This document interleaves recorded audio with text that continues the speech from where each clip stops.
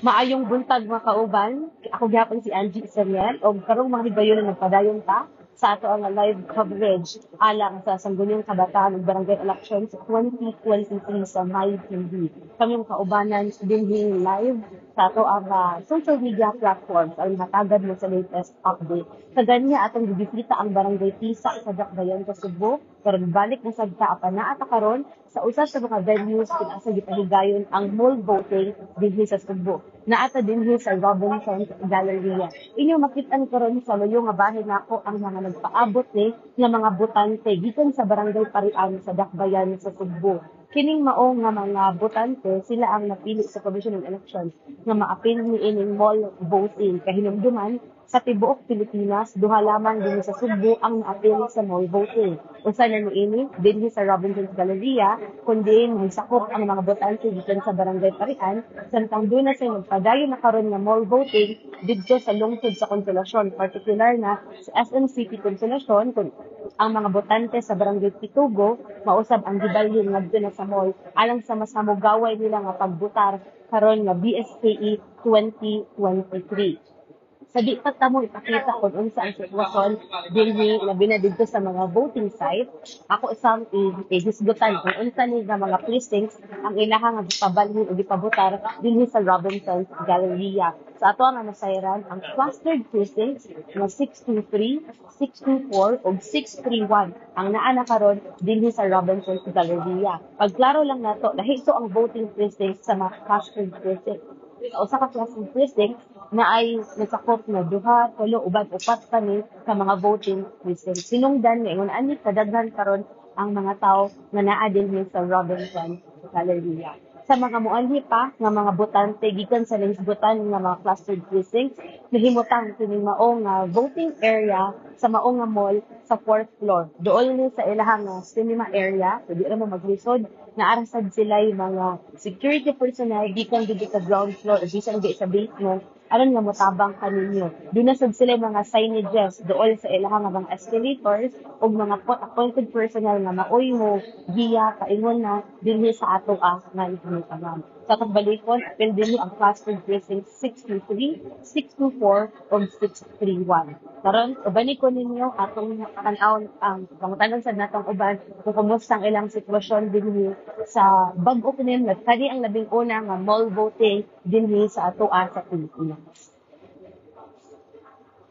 So sa mga nagtanaw karon sa My TV Cebu, again, kini si Angie Isariel, live dinhi sa Robinson's Galleria. So, ano siya, gitawag na to nga waiting area. Dinhi sila nga nagpaabot alang sad sa ilahang pagbutar.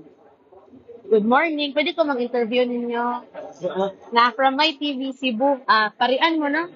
Barangay Parian. Kumusta man, sir, nga first time ni nga naamo sa mall? Kumusta man? Mas comfortable, mas hamugaway ba minay kasi sa una?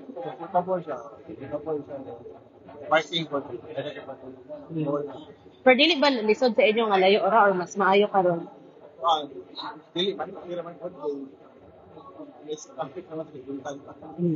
Pero andam na mo sir sa inyong butaran ano may listahan nila. Okay. Unsay pangalan to sir?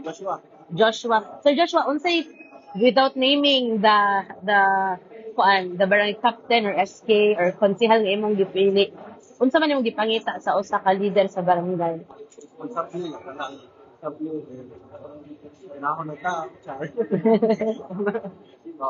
Nagyon sa man imong pag-come up ani nga decision na kanay imong butaran? Gawin sila mga pagkakurma nila. So ni kuan jud ka na pil ka sa mga pulong-pulong sa imong barangay. Wala po pero Thank you Sir Joshua sa apelyido nimo sir. Gardenos. Thank you kayo Sir Joshua. Usani sa mga voters nagpaabot din karon sa Robinson's Galleria. So daghan ni sila kaning mga naglingkod karon nagpaabot ni sila for cluster precinct number 623. Inyo makita sa doon. So katong mga wala pa naka-admin sa Robinson's Galleria. Sakto tong giingon ni Sir Joshua no way problema sa parking sa ubos kay hamugaway ra gyud. Daghan pa gyud nga kapwestuhan attending katong naata sa mga schools. Ma'am, pwede to kay interview ko ng buntag from my TV Cebu. Unsay pangalan na to, ma'am? Yes. Ma'am, parian ma'am, no? Oh. Ma'am, unsay imong gipangita sa usa ka leader nga nung sama imong butaran karong adlaw?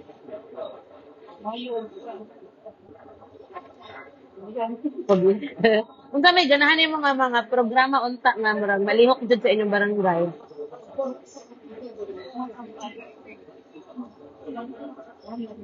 Unsa man imong panginahanglanon ma'am isip botante sa parian? Unsa man ganahan ka? Unsa man imong gusto? Ayuda, unsa mga programa? Panginahanglanon. Ma'am, kumusta sad ma'am nga gibalhin na sa mall? Kamo man ang unang barangay no nga na-apil ani mall voting, mas okay ba ni kaysa sa una? Ano man ma'am?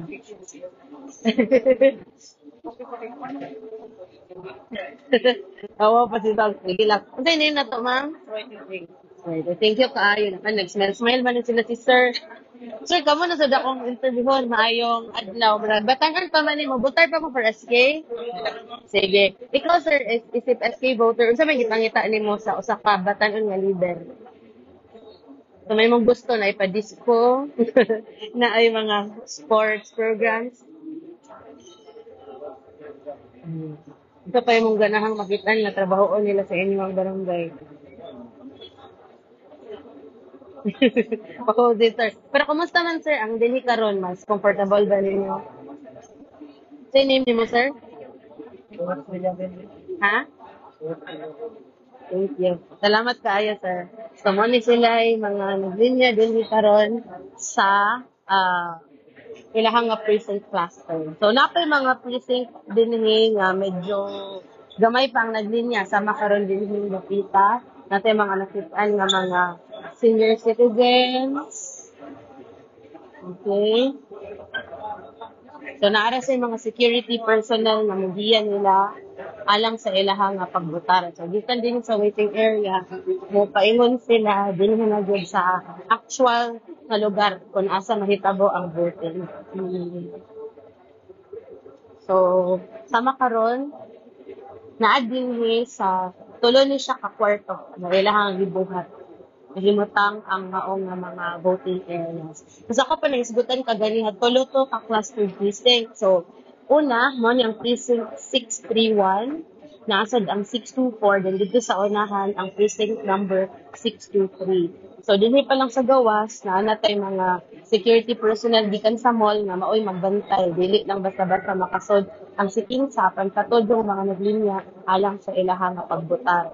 Dayon inyo sang makita dinhi nga upsize dito sa Lednor, dili magkita ay kung sa ibang butaran, kaya naagad sila area kung asa lang na mahimo nga musuwat ang mga botante. While waiting po, kung sila ni musunod dito, naara sila nga lingkuranan din alang sa mga voters. Sama sa gihapon sa sitwasyon sunod sa mga eskwelahan, nasa gihapon teacher table kini mga BI sila may mag-check sa records ang dili gid ba botante nga lista gid ba o unsa pa yung mga requirements sa kinahanglan sa dili pa gid makabotar ang mga voters gikan sa barangay Arian. So again, mo ni siya ang first na cluster room or area.